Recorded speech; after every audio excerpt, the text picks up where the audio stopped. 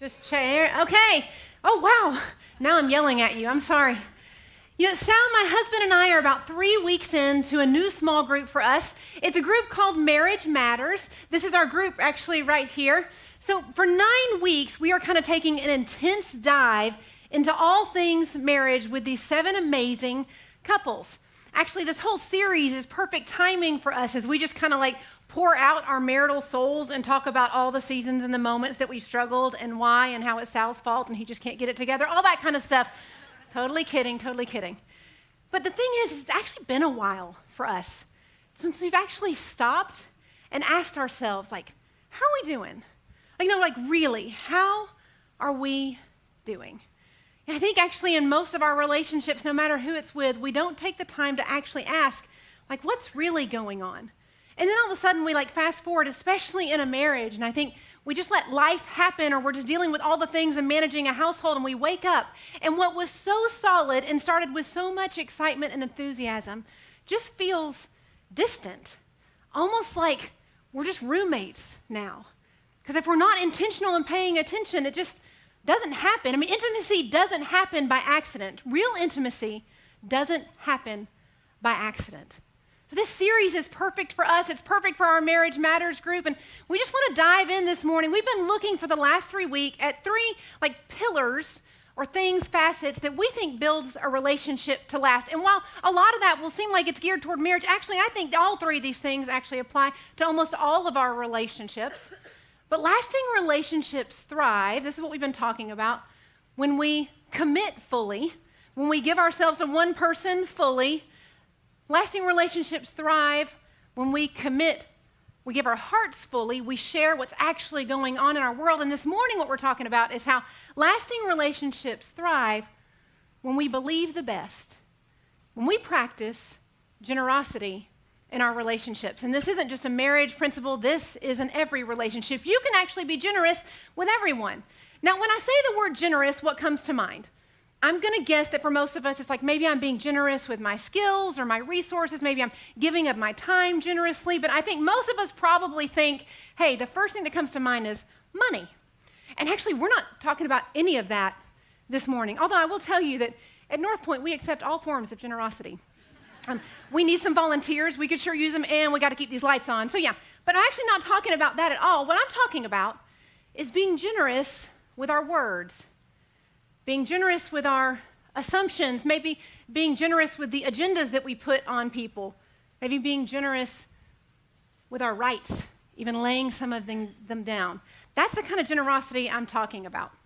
The reality is that we are going to be in relationships, and in every relationship, unmet expectations are going to create gaps. There's going to be a distance between you and me, and expectations are at some point not going to be met in every relationship that we have. But this idea of generosity actually became a new lens for me to see relationships, because I actually just always pictured that first list with money and time and stuff. I didn't really think about what it looked like to be generous in our relationships till just a few months ago. I was having an afternoon with my friend Jen. Jen is the total opposite of me. She's really positive. She loves hugs. She runs for fun, and she likes healthy food. But we both love wine, so we're good. We have a really solid friendship. And I was sitting and talking to Jen, and this was a few months ago. This was before I worked here. That's an important caveat, because if I talk about someone I work with, and now you know I work here, you'll wonder who it is. It's always Jordan. Always Jordan. It's always Jordan. But this was before I worked here a few months ago, and I was sitting with Jen and I was venting. We were at the Georgetown Square, and I was just processing all the frustrations I had with a particular coworker. And I was sitting, and Jen was being a great friend. She was listening, giving me space. And then literally all of a sudden, with one question, she completely changed the vibe of the conversation. She asked me this. She said, what would it look like to be generous with her? Clearly, Jen hadn't been listening. I said, I'm sorry. She says, what would it look like? I hear you. I hear your frustrations, but what would it look like to be generous with her? And I said, well, Jen, I don't know what it would look like, because I'm not going to do it. It's not going to happen. I don't want to. It doesn't seem fair. It doesn't seem right. It means that she would be getting away with some stuff, and I'm just not going to be generous with her. But there was a part of me that knew she was right. There was also a part of me that knew that I was right, because things were a little off. Things were a little shady. Things didn't seem fair and right. In all of our relationships, when we are suspicious at any level, eventually suspicion will erode our intimacy. We will not trust. We will find ourselves more and more distant from that person because we don't know what's actually going on. As opposed to trust, trust builds security within a relationship. Trust makes me be able to believe the best first, be able to be generous. But what if actually believing the best and generosity are actually the thing that helps us build trust? Now, I want to just kind of have a side note here real quick. In all these 3 weeks that we've been talking, there are some foundational things because we're going to be talking about gaps a lot this morning. And some gaps are actually there for a reason and you need them. Those are called boundaries. And I just want to say that if you aren't fundamentally safe in a relationship, this is not a conversation you can lean into. We would hope that you are physically and emotionally safe before you start talking about what it looks like to be generous in any relationship. And I just want you to know that we do recognize that all the things that we've been talking about, exclusivity, vulnerability, and generosity, have been used by others to control and manipulate people. Religion or church have used these 3 pillars to control and manipulate people. People have done that. And if that's happened to you, I just want to say that I'm sorry. That's not really what we're talking about this morning. And I know that people can abuse and use things wrong, but that doesn't mean that these principles don't still have value for us in our lives. And if you find yourself that you are fundamentally, emotionally, and physically safe, but you are still struggling to connect or to get over that hump with that one relationship or that one dynamic, I'm just going to suggest that maybe generosity is one of the ways that we can do that. I'm also just going to preface a little bit with this conversation kind of has levels to it. If you're just starting a relationship, maybe you're just starting to build trust. So as I share, don't hear this banner of generosity that's put over that person you've dated twice and there's tons of red flags and you're like, well, I got to keep dating them. I've got to be generous. That's not what we're talking about here. Also, I just want to acknowledge that if something just happened like yesterday that really hurt, that's really painful, it might be hard for you to lean in to this conversation. I totally get all that. I still think, though, that for most of us, there's something to this. There's something to being generous in our relationships. Paul, a leader in the early church, had this phrase, and this has been used at weddings. Now it's become synonymous, used at almost every wedding, even though actually it wasn't originally intended to be used at a wedding, but you've probably heard this. You've heard that love is patient, love is kind. It doesn't envy or boast. It's not arrogant or rude. It doesn't insist on its own way. It's not irritable or resentful. It does not rejoice at wrongdoing, but rejoices with truth. Love bears all things, believes all things, hopes all things, and endures all things. You've probably heard these words at a wedding. And while I think, when Paul actually wrote these words to the church in Corinth, I actually think they're a great framework for all of our relationships. If we could love like that with every dynamic, I think that would be a beautiful thing. But I will tell you this. If you have decided to lean into a committed relationship, if you have vowed to spend the rest of your life with someone, these words actually have a little more weight, or they should. That's actually the goal. That kind of love is what we're actually striving toward. Now let's jump in. So 4 years ago, actually 5 years ago, I started volunteering at Inside Out as a small group leader, which meant I spent 4 years with a group of high school girls almost every Sunday from their freshman year all the way to their graduation, and I'm still in touch with them in college. But when I started volunteering at Inside Out was the first time I ever heard of the 5 commitments. Now these are 5 statements that are deeply ingrained in the North Point staff here. I've heard these ad nauseum. I get to hear them all the time, sorry. And they're also things that Matt and his team really try to instill in the leadership of both students and small group leaders. And they're great. They're great. I just kind of want to review them with you real quick. The first of the 5 commitments is this. When there is a gap between what I expected and what I experienced, I will believe the best. Now, we've already established you're going to have gaps because gaps are going to emerge anytime your expectations aren't met, right? And that's going to happen in every relationship. But where do you start with? What's the first thought that comes to your mind? Do you have a posture of curiosity as to why that gap emerged? Are you curious? Are you kind in the way that you respond when a gap emerges? Do you believe the best first, or do you automatically have a list of negative things? What do you do with that first commitment? Let's look at number 2. Commitment number 2. When others assume the worst about you, I'm going to come to your defense. Meaning when there's a gap between you and someone else, I'm going to actually be for you. I'm not going to speak ill of you. I'm going to speak well of you. I'm going to advocate for you. I'm going to try and help you close that gap with that other individual. Number 3, if what I experience begins to erode my trust, I'm coming directly to you. Now, this one's so funny because I think this is like, oh, yeah, sure. I just want you to think about the last time someone frustrated you. Who did you go to? I know a handful of you came to me, but I mean, that's okay.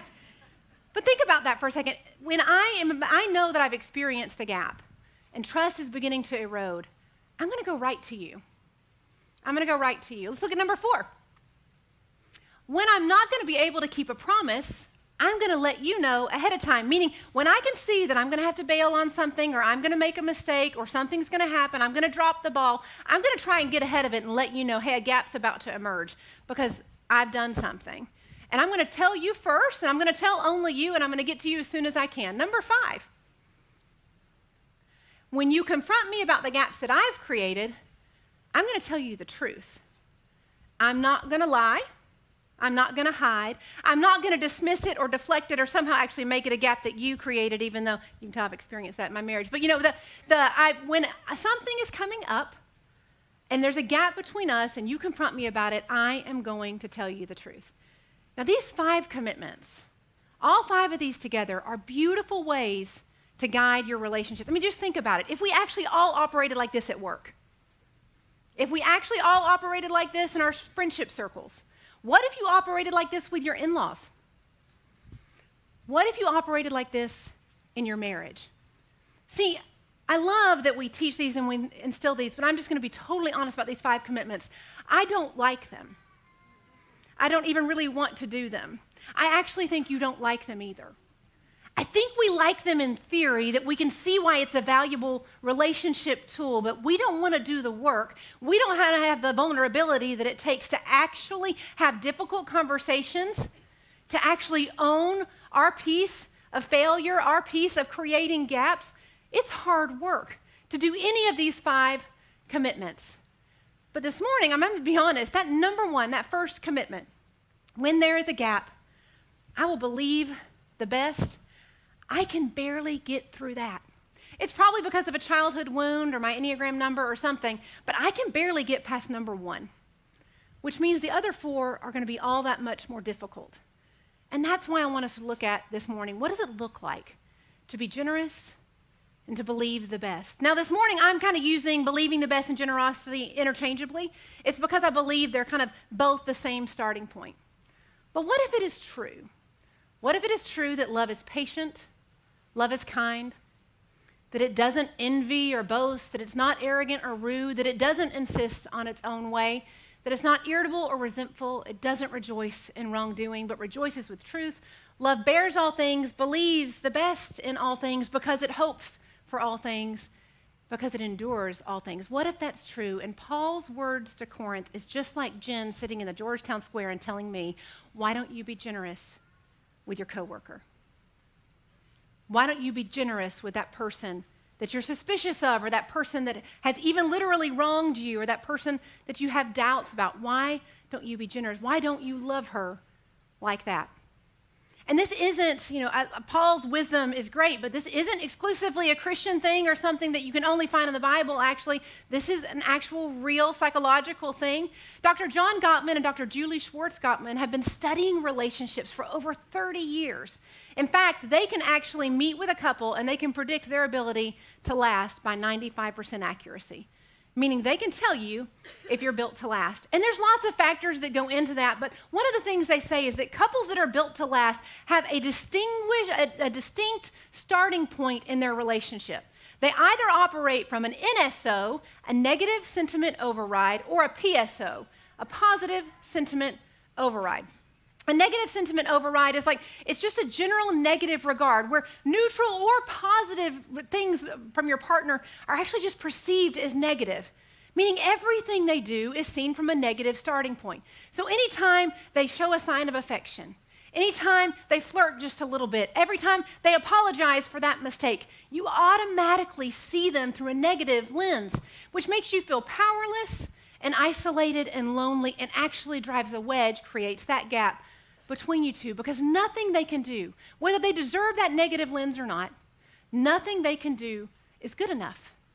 Nothing works because you are already at a deficit in the way that you view them. It's just easier to assume the worst, as opposed to a PSO, a positive sentiment override, meaning that really no matter what comes my way, I kind of start from this positive regard with my partner. Everything they do actually starts from a positive. It's believing the best first. Here's how this plays out in my marriage pretty frequently, honestly. So Sal will be coming home from work, and let's say he's late again. And so I have a tendency to have an NSO, because here's what immediately goes through my mind. Cool, I wasn't making dinner. You don't respect my time. And it's clear that whatever conversation you needed to have at work was more important than getting home and dealing with what you need to deal with. That's my go-to. It's my natural tendency. Part of that's my personality, and part of that's glass half empty kind of person, but that's an NSO, as opposed to maybe some other options that I could start with. Like, hey, traffic is real, especially on Ronald Reagan. Like, it's a real thing. Or maybe I could actually stop and slow down enough to remember that actually my husband is a really great boss. He's a good employee that actually, if there's a conversation, if there's something that came up at work that he needs to deal with, it probably actually needed to be dealt with. And I can also remind myself that he's not late every day. That's a positive sentiment override. The ability is all about where I'm starting from, where I'm regarding them from in the first place. Think about the last time that your spouse or someone really close to you did something that bothered you, irritated, frustrated, or even hurt you. What was the first go-to thought? Phrased another way, psychotherapist and relationship coach Hannah Sider says this: successful couples purposefully strive to see each other through rose-colored glasses. They intentionally put on rose-colored glasses to see the people they are walking most intimately with. Now, I know what happens. Immediately, some of you are like, well, that's nice, but you're naive. That's nice, but that's ridiculous. I just want to be clear. When I put on rose-colored glasses, I have to wear these now, it's that age, but when I intentionally put on rose-colored glasses, I can still see clearly. It doesn't mean like when Sal's going to be late, it doesn't mean I can't still be a little frustrated. It doesn't mean I can't articulate that. It doesn't mean that the thing that happened didn't happen. It's not putting on blinders. It's just deciding the perspective from which I'm going to start. It's deciding the first words that are going to come out of my mouth. It's deciding if I'm going to be generous when he walks in the door. Am I going to just go ahead and attack him? Or am I going to stop and think and choose to try to start from a positive sentiment override? We actually experienced this just a couple of weeks ago in my marriage. Actually, I swear, guys, I know every time I'm up here, I'm saying that Sal and I are fighting about cleaning. It's not always about cleaning, but it is a lot. And so I had a list. We had a bunch of stuff to do, and I had a list, and I put it on the island. And Sal got out of work, and he comes home, and he's standing by the island, and there's the list, and he knows we're busy.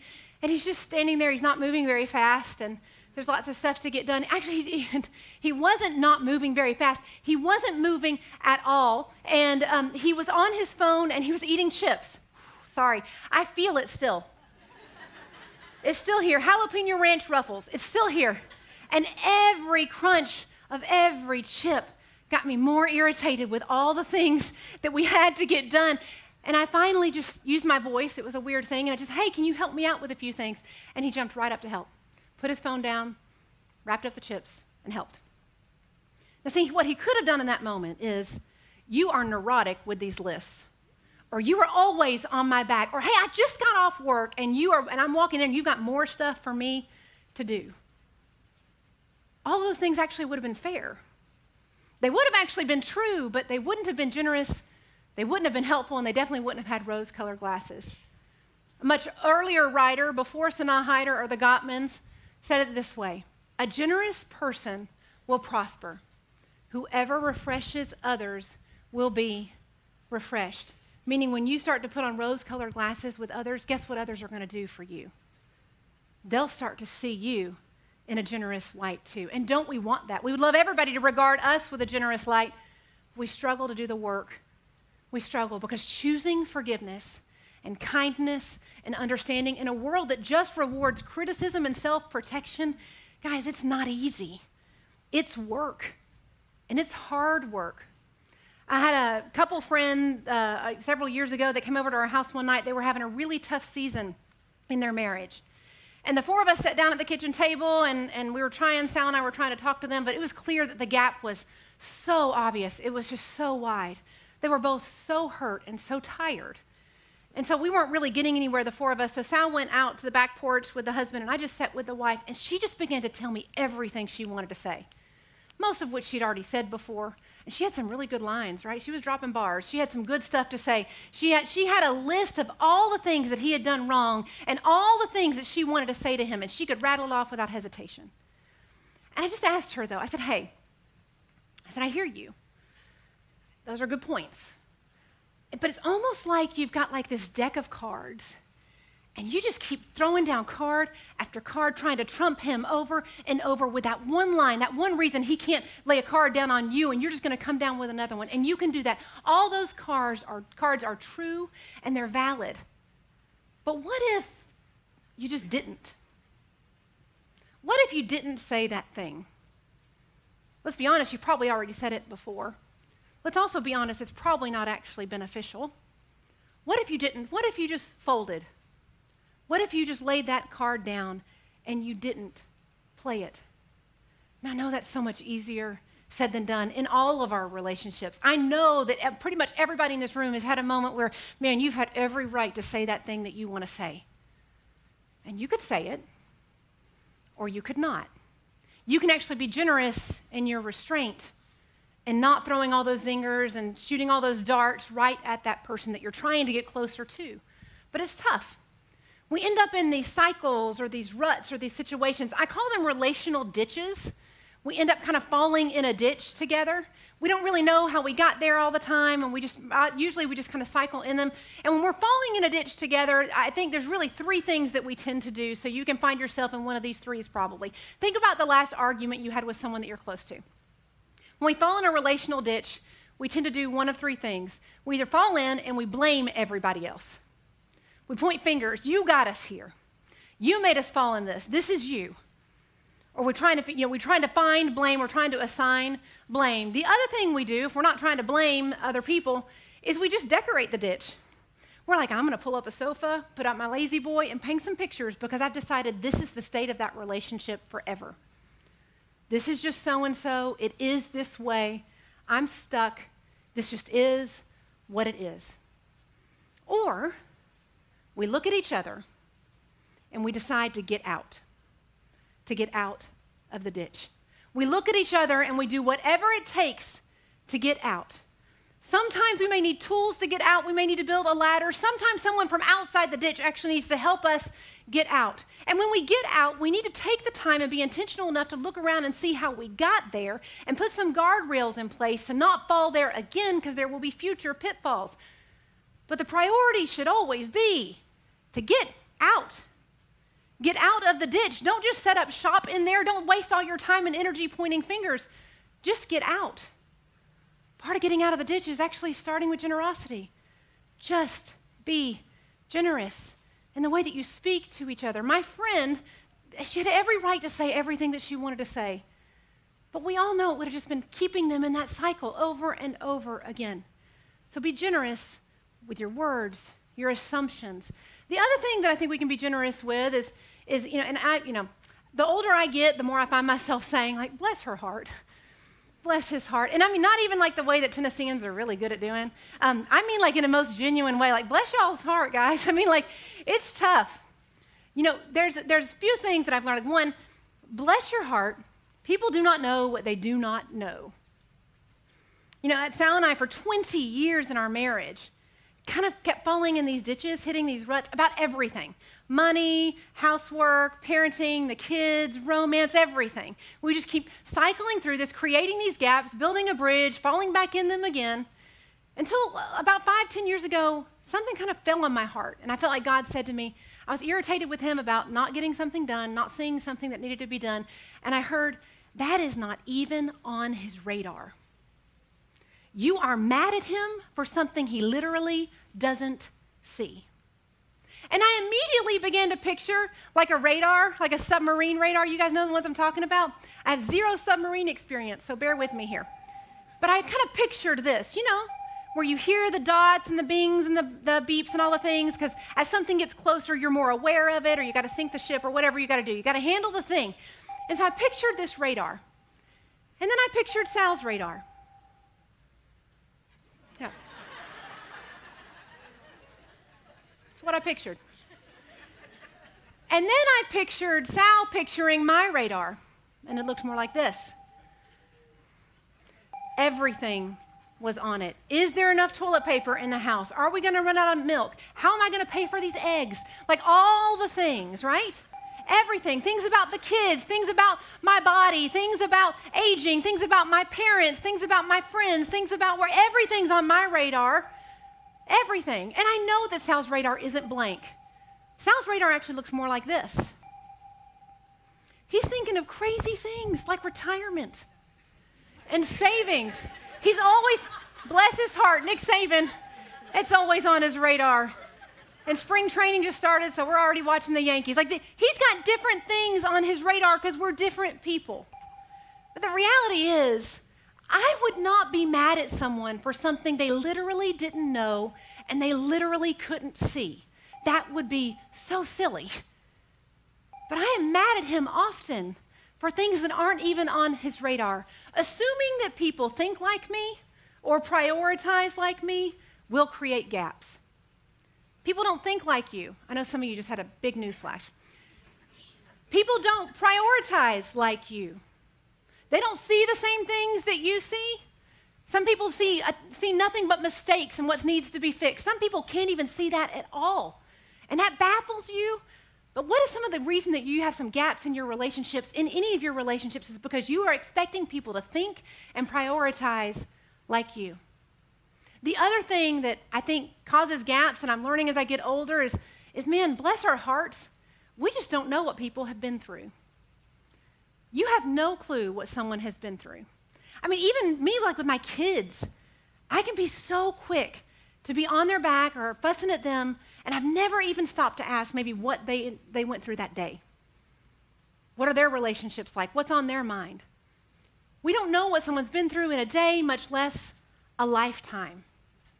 And when we enter these relationships without trying to be generous in our assumptions, like assuming positive intent, believing the best, we're just going ahead and putting our worldview, our lenses on them, and we don't know what they've been through. What would it look like to be more curious about why your friend is acting that way, or to be more curious about why that coworker responds that way? What if you started from that vantage point, rather than already thinking that you know or assuming that they operate like you? Or do you want to just stay in these relationship cycles where you just focus on blame, or you just give up? Or do you want to get out? And what if getting out of some of those ruts actually starts with believing the best and generosity? Now, Paul, the same guy that gave us that amazing definition of love, that tall order of what love could really look like, also said this: let us not grow weary in doing good, for in due season we will reap if we don't give up. This is not an easy conversation. I mean, it sounds kind of easy, right? Just do the 5 commitments. Just believe the best. Put on your rose-colored glasses. Several of you right now are thinking of about 1,000,001 reasons why I'm naive and ridiculous, and it's totally fair. But if you try this work, and I would say that if you've made a vow to be together forever, this is part of the work. If you try this work, it's going to be hard. And if you even lean into this conversation, you're like, you know what? I'm going to try some rose-colored glasses stuff. I'm going to not assume just negativity. I'm going to start from a positive place with everybody. Life's going to do something, and it's going to hand you enough stuff to make that difficult. Because believing the best is going to be tough. Because sometimes the worst is actually what happens. It's going to be hard. You're actually not going to be able to do this alone. I think you're going to need people around you that are going to push you to be generous. You're going to need friends like mine, Jen, who's going to look at me and say, what would it look like to be generous with her, even when that's the last thing in the world I want to hear? You're going to need to surround yourself with other couples that say, hey, you're not really believing the best right now. How can we look at this a little differently? Again, that does not absolve reality. Believing the best doesn't actually cost you reality. I think we kind of trick ourselves into thinking if I believe the best, then it'll cost me something, or worse, it won't cost them the justice or fairness I think they deserve. But those two things can actually be together. You can start with the best, and consequences and reality can still unfold in all of your relationships. But I think you're going to need help with this, because if you're left to your own devices, you guys are really good at keeping a record of wrongs. And it is inevitable that you will have a bad day. I don't know how we do this on our own. You need people around you that will help you. I also think you need to have conversations with God about this. I don't know how I can believe the best without leaning into what God might want for my marriage. I don't know where everybody is with that, but like for me, I know that if I'm going to wake up tomorrow morning and assume the best, it's a better conversation to have with God. These 3 pillars, it's kind of funny. Like, I don't think they're the only things that build a relationship that lasts, but I do think there's some irony in the 3 things we've been talking about the past few weeks. They also kind of mirror or reflect God's relationship with us too. Because if I'm going to go home and tomorrow I'm going to believe the best in my marriage, it's going to require for me to spend some time with the one that I show up with and that can handle everything I bring, all of the real me, to show up as my real self, to just be me, to be with the one as I really am, with the one that has an absolute example of generosity. The ultimate example of generosity, to the point of laying down his life to stand in all the gaps of my life. I really think that's the starting point. If you are struggling in any relationship, with a work dynamic, with a friendship dynamic, with something in your immediate family, or with something with your spouse, did you sit down and invite God into that conversation? Have you sat down and invited God to come alongside you and show you what those gaps might be coming from? Have you asked yourself about that person that you're frustrated with, what kind of glasses, what kind of lens does God see them as? I happen to believe you will never look in the eyes of another human being that God doesn't deeply and passionately love. But you got to think about that when you're looking in the eyes of a human being that is frustrating you, that is annoying you, that is eating jalapeno ranch ruffles and not getting the house clean. I think it's going to be hard to be generous. And if a conversation with God actually presents its own tension for you, I actually just want to encourage you to show up the next 3 weeks. We're going to start a new series next week. It actually has nothing to do with marriage, and it doesn't end in ITY. But it's a conversation about how we view God. And that may be a great starting point for you. But for today, I want to pray for our relationships. I want to pray that we might be able to be generous with one another in all sorts of ways. Also, there's a box at the exit if you want to do that here. But let me pray. Father, I thank you. I thank you that you see us with rose-colored glasses, that you have chosen to see us and love us and pursue us regardless of what we bring to the table. God, what would it look like for us to do that with our relationships? What would it look like to do that with our conversations? We've got so many things we can say, so many assumptions we can walk into a dynamic with. What would it look like to lay some of those down? We have so many rights to say the things that we just know we got to say, but what would it look like to lay some of those down sometimes? You know every nuance in this room. I don't. But you know where we need to be generous to someone else. Help us to see that. Help us to try it. In Jesus' name, amen. Thank you, guys. We'll see you next week for a new series.